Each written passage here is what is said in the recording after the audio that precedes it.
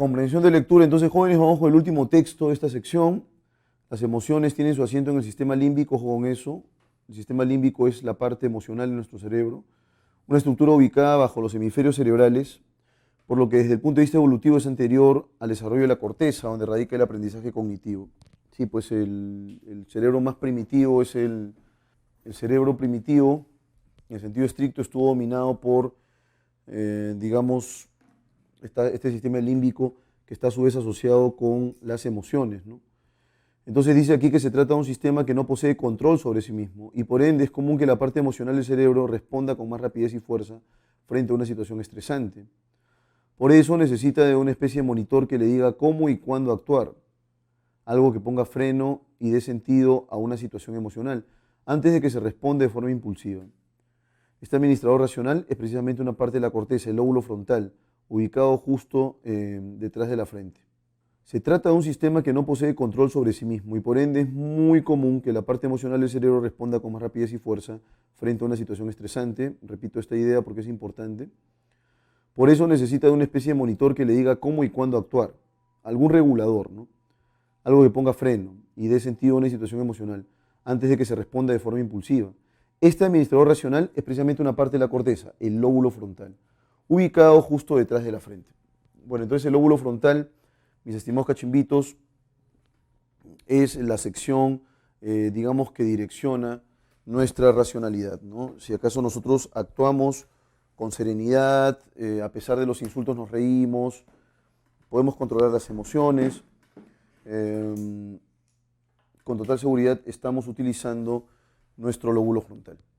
Pero en la mayoría de casos lo que nos suele vencer son las emociones, ¿no? Somos personas emocionales de hecho, y adquirir ese grado de,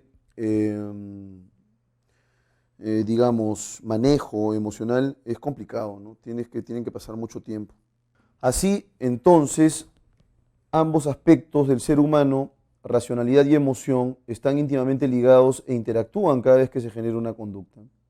Claro que la efectividad con que el administrador funcione depende tanto de su maduración como los años, como de su entrenamiento. Se sabe que el lóbulo frontal está completamente maduro después de los 20 años. Aunque en un 5% de las personas esto solo acontece después de los 40. El adiestramiento, en tanto, está dado por la integración de una serie de capacidades. Claro que la efectividad nos están indicando aquí, ¿no? Depende tanto de la maduración como el entrenamiento. O sea, el entrenamiento emocional existe, ¿no? Puede ejecutarse, puede llevarse a cabo. Entonces, nos están indicando en principio que el lóbulo frontal está completamente maduro después de los 20 años, pero existe un 5% de personas en las que esto solo ocurre después de los 40, o sea, una persona muy inmadura, ¿no? El adiestramiento, en tanto, está dado por la integración de una serie de capacidades que, aunque potencialmente existan, no se desarrollan a menos que se eduquen. Estas capacidades son las que comúnmente suelen agruparse bajo el concepto de inteligencia emocional, un ingrediente de la personalidad que durante los últimos años ha adquirido pues, un protagonismo muy grande, ¿no? Ha comenzado a ser considerada la inteligencia emocional incluso más importante que la intelectual para que una persona logre la felicidad y el éxito. En otras palabras, si una niña, en el caso de ser el motivo de burla de sus compañeras de colegio, tuviera un bajo cociente emocional, lo más probable es que corra sofocada ante esta situación. Pero el contar con un buen desarrollo de estas destrezas le puede permitir transformar algo que pudo haberse convertido en un trauma, en un incidente neurótico, ¿no? Además, la importancia de la inteligencia emocional solo alcanzó el interés público con el bestseller del mismo nombre, o sea, Inteligencia Emocional, de Daniel Goleman, en 1995. Es que el término fue usado por primera vez en 1990 por los psicólogos estadounidenses Peter Salovey de la Universidad de Harvard y John Mayer de la Universidad de New Hampshire. Ellos fijaron como las capacidades más importantes las siguientes: el reconocimiento de los sentimientos y la expresión además de los sentimientos. Reconocer los sentimientos y expresarlos. La empatía, ponerte en los zapatos del otro. La sinceridad, la resolución de problemas, la persistencia, la amabilidad, el respeto y el sentido del humor, ¿no? Estas son, digamos, las capacidades que forman parte de este bloque llamado inteligencia emocional. Y finalmente, cada una de estas destrezas no solo pueden enseñarse a los niños actualmente, sino que es necesario hacerlo. es tanto más importante que lograr una alta capacidad intelectual lógica en ellos. Los padres que desarrollen un alto cociente emocional en sus hijos les estarán entregando una verdadera inmunidad, una especie de vacuna que los protegerá de cualquier virus con que se topen en la vida, ¿no? Comenta una psiquiatra infantil. Sin embargo, según explica la profesional, no todos los progenitores están en condiciones para ello. Hay quienes saben por sentido común la importancia de entregar esta formación, otros por su parte necesitan que se lo recuerden, pero hay una cantidad no despreciable de padres que requieren que se les enseñe directamente por qué nunca en su vida han pensado siquiera que a un hijo hay que educarlo en esas cosas. Se deduce del texto que un alto nivel de inteligencia emocional se vincula con una conducta hiperactiva. No. Más bien podrías tú de alguna manera regular eso. Afianza el predominio del sistema límbico. En absoluto, ¿no? La inteligencia emocional tiene que ver más bien con el lóbulo frontal, no se olviden. Determina volubilidad en las personas, es decir, un cambio constante de ánimo. Y alternativa D es un buen antídoto en contra del estrés. Esa sería la clave, ¿no? Porque podrías, por ejemplo, reírte ante la adversidad, etcétera, etcétera, ¿no? Mantener, digamos, un estado de ánimo bastante ecuánime. De acuerdo con la idea principal del texto, cabe deducir que el entrenamiento de la inteligencia emocional es una actividad superficial, alternativa A, ineludible, es decir, que no se puede evitar, ambigua, imprecisa e imposible, que no es posible. La clave correcta sería ineludible, ¿no? Dice que es necesario que se eduque a los niños en el desarrollo de la inteligencia emocional. Entonces, ineludible sería la clave correcta. ¿Qué pasaría si el lóbulo frontal de una persona sufriera un grave deterioro? ¿Cabe deducir que su sistema lingüístico se atrofiaría inexorablemente? No, si no hay lóbulo frontal o hay una lesión grave, permanente en el lóbulo frontal, lo que no podrías hacer es actuar con parsimonia, con moderación, con recato. Todas tus respuestas serían emocionales en rigor, ¿no? Cabe inferir que su conducta emocional podría experimentar descontrol. Cabe inferir que su dimensión racional respondería con rapidez notoria. Cabe inferir que su estructura cerebral total tendría serias complicaciones. La clave correcta sería la alternativa B. Pregunta número 4. Se infiere que una conducta puramente impulsiva, una conducta que está asignada por las emociones, una conducta muy emocional, no mides las consecuencias, simplemente actúas, puede ser muy contraproducente y desmedida. Se desarrolla después de la actividad intelectual. Es idónea desde el punto de vista evolutivo. Puede autorregularse de manera muy efectiva. Entonces, en el caso de una conducta puramente impulsiva asignada por lo emotivo, esta puede ser muy contraproducente y desmedida. Y finalmente 5. Se infiere del texto que un individuo con alto cociente emocional solo habría desarrollado su sistema límbico. No. Más bien, lo que podríamos decir es que el lóbulo frontal está desarrollado. Se ganaría la antipatía del círculo familiar, tendría un lóbulo frontal poco desarrollado, todo lo contrario más bien, respondería con humor a un ataque verbal, eso es cierto, ¿no?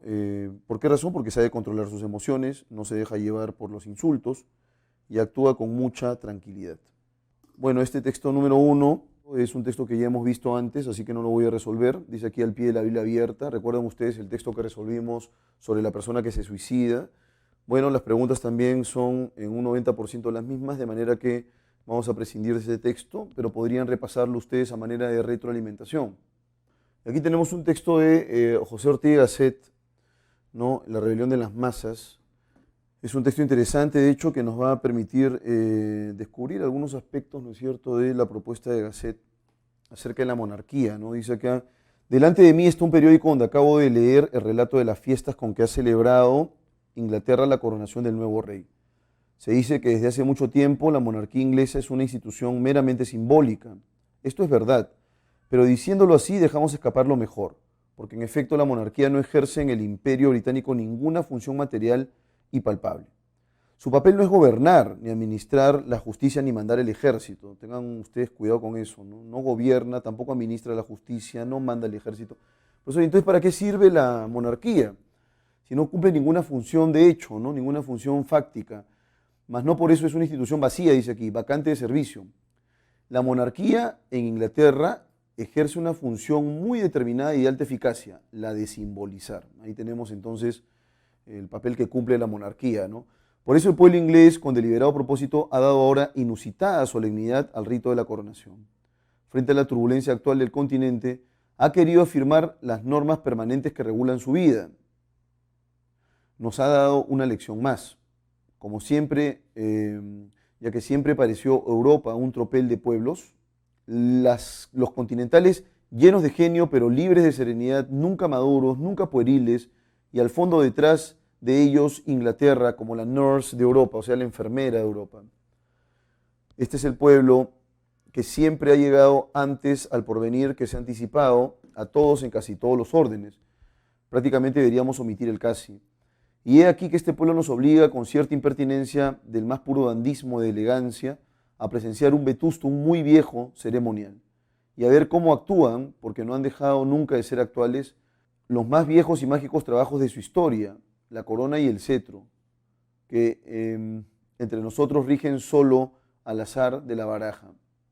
El inglés tiene empeño en hacernos constar que su pasado, precisamente porque ha pasado, porque le ha pasado a él y sigue existiendo para él desde un futuro al cual no hemos llegado, nos muestra la vigencia lozana de su pretérito, es decir, de su pasado remoto, ¿no? Este pueblo circula por todo su tiempo, es verdaderamente señor de sus siglos, que conserva una activa posesión. Y esto es ser un pueblo de hombres. Este pueblo circula por todo su tiempo, es verdaderamente señor de sus siglos, que conserva con activa posesión. Y esto es ser un pueblo de hombres, poder hoy seguir en su ayer sin dejar por eso de vivir para el futuro. Poder existir en el verdadero presente, ¿sí? Ya que el presente es solo la presencia del pasado y del porvenir, el lugar donde pretérito y futuro efectivamente existen. Con las fiestas simbólicas de la coronación, Inglaterra ha opuesto una vez más al método revolucionario, el método de la continuidad. Ojo con eso, ¿eh? O sea, lo que está diciéndote aquí es que Inglaterra prescinde de la revolución y más bien activa la continuidad. Y él está de acuerdo con eso. El único que puede evitar en la marcha de las cosas humanas ese aspecto patológico que hace de la historia una lucha ilustre y perenne entre los paralíticos y los epilépticos. Ojo aquí con la palabra turbulencia, porque nos van a pedir esa palabra en el de sentido contextual, ¿no? Fuerte de la turbulencia actual del continente, lo que ha hecho Inglaterra entonces es mantener mucho la calma, ¿no? Bien, sigamos. Bien, vamos con la pregunta número 1 entonces. De acuerdo con el texto, la monarquía inglesa cumple esencialmente una función decorativa. No es decorativa porque, según Ortega y Gasset, en la práctica, si bien es cierto, la monarquía no ejecuta ningún tipo de acción en particular, es decir, no manda, no tiene poder sobre el ejército, no toma decisiones económicas, políticas, etcétera, etcétera, sí cumple una labor de cohesión, ¿no? Y en ese sentido tiene un valor simbólico. Y por esa razón, la clave correcta es la B. Ahora, en el caso de la palabra turbulencia, se refiere básicamente al hecho de que en ciertos momentos puede existir algún tipo de conflicto, ¿no? Por esa razón se dice lo siguiente aquí. Les pedí que subrayen esa palabra justamente.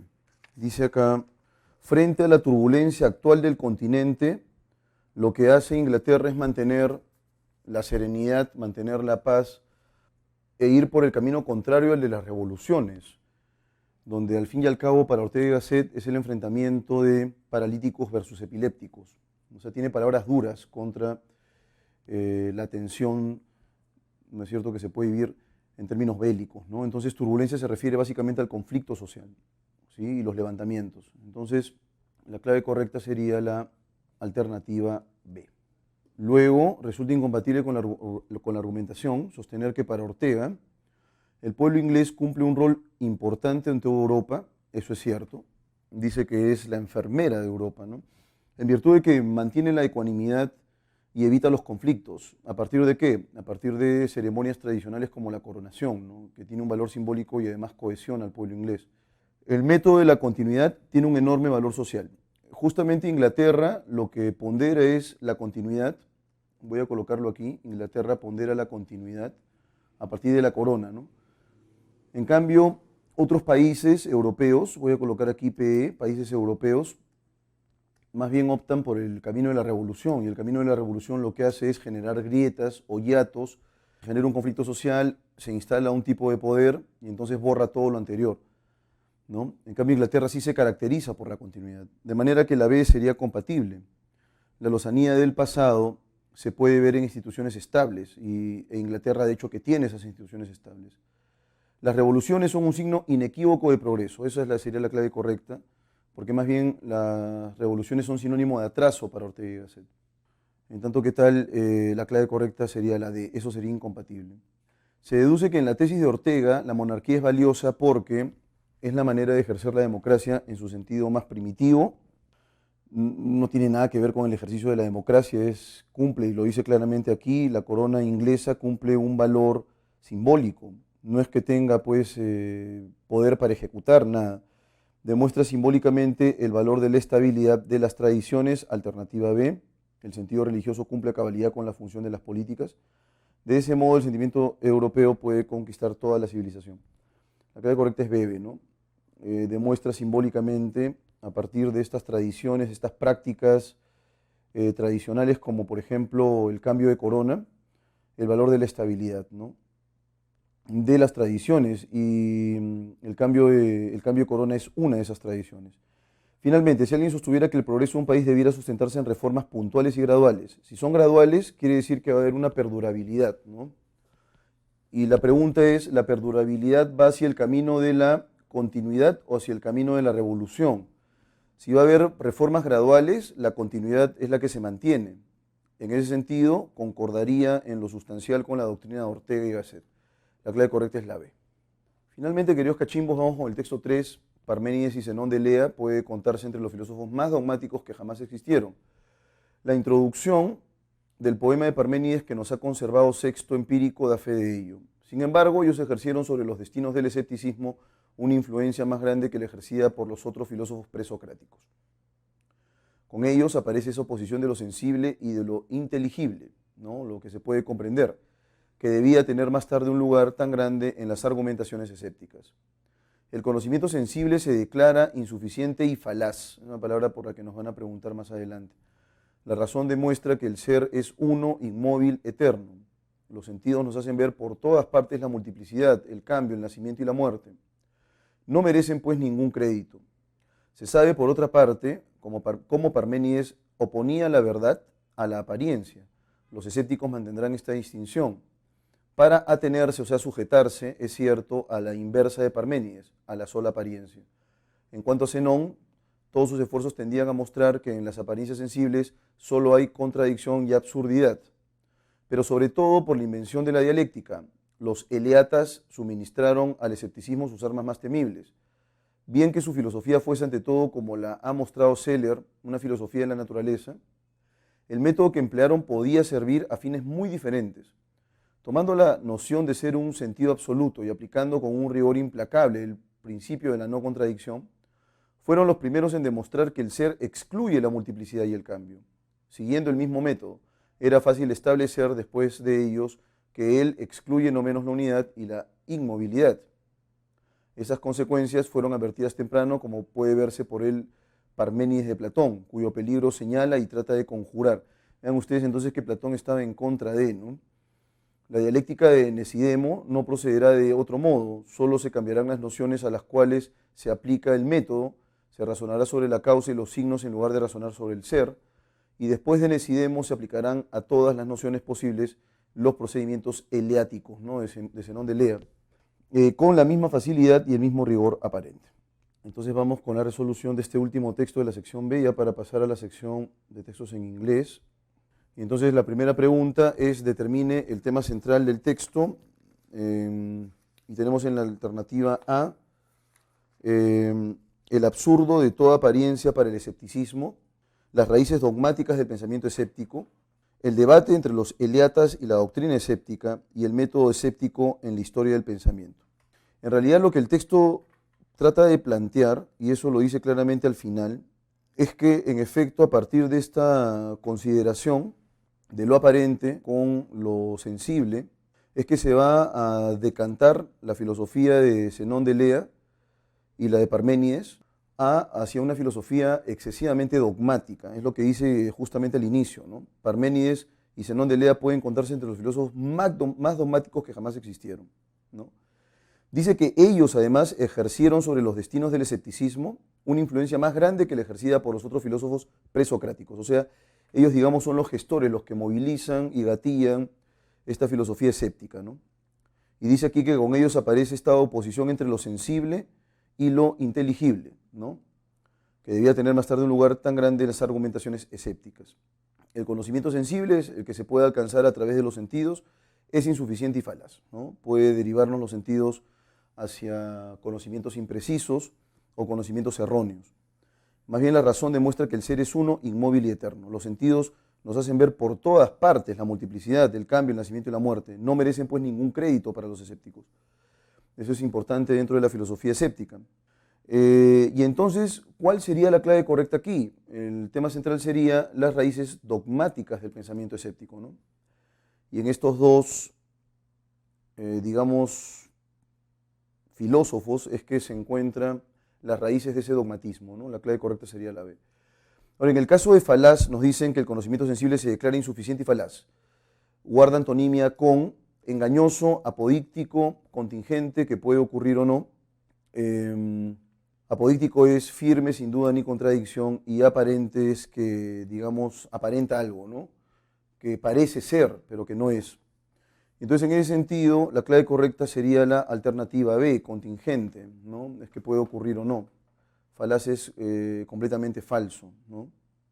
En ese sentido, perdón, no es contingente, es apodíctico. Apodíctico es firme, sin duda ni contradicción. En cambio, falaz es falso, necesariamente válido, eso es apodíctico. En el caso de la pregunta número 3, se infiere del texto que en toda teoría del conocimiento, dogmático implica la noción de certeza, creencia, experiencia, contradicción. No puede ser experiencia, porque la experiencia está vinculada con lo sensible, ¿no? Y lo sensible para esta propuesta dogmática es más bien digna de descrédito, no hay que darle ningún tipo de validez. Tampoco es creencia, menos contradicción. El dogmatismo vinculado con la práctica escéptica está asociada con la noción de certeza, ¿no? Con lo que es. ¿Cuál o cuáles de los siguientes enunciados guarda incompatibilidad con el escepticismo filosófico? 1. Los filósofos escépticos esgrimen en sus argumentaciones el principio de no contradicción. Eso es cierto, ¿no? Lo dice claramente el texto en el primer párrafo. Se puede considerar que Platón está íntimamente de acuerdo con la postura de los escépticos. Eso es falso, ¿no? Más bien dice aquí que Platón advierte, y lo voy a citar nuevamente, Platón advierte el peligro. ¿De cuál peligro? Del hecho de que, siguiendo el mismo método, era fácil establecer después de ellos que él excluye no menos la unidad y la inmovilidad. Estas consecuencias fueron advertidas temprano, dice, como puede verse por el Parménides de Platón, cuyo peligro señala y trata de conjurar, es decir, trata de combatir. Entonces no hay una relación entre Platón y los escépticos. Y finalmente, el escepticismo aplica de manera rigurosa el procedimiento lógico inventado por los eleatas. Esa también es compatible. De manera que la clave correcta sería la alternativa D. Y finalmente, si el escepticismo sostuviera que se puede mostrar una esencia detrás de las simples apariencias, fallaría en el empleo del principio de no contradicción, asumiría una afirmación del pensamiento de los eleatas, resultaría contrario a la doctrina de Parménides, podría interpretarse como contrario a la idea eleática. Si el escepticismo entonces mantuviera y promoviera que se puede mostrar una esencia detrás de las simples apariencias, entonces asumiría un acerto del pensamiento de los eleatas, ¿no? Esa sería la clave correcta.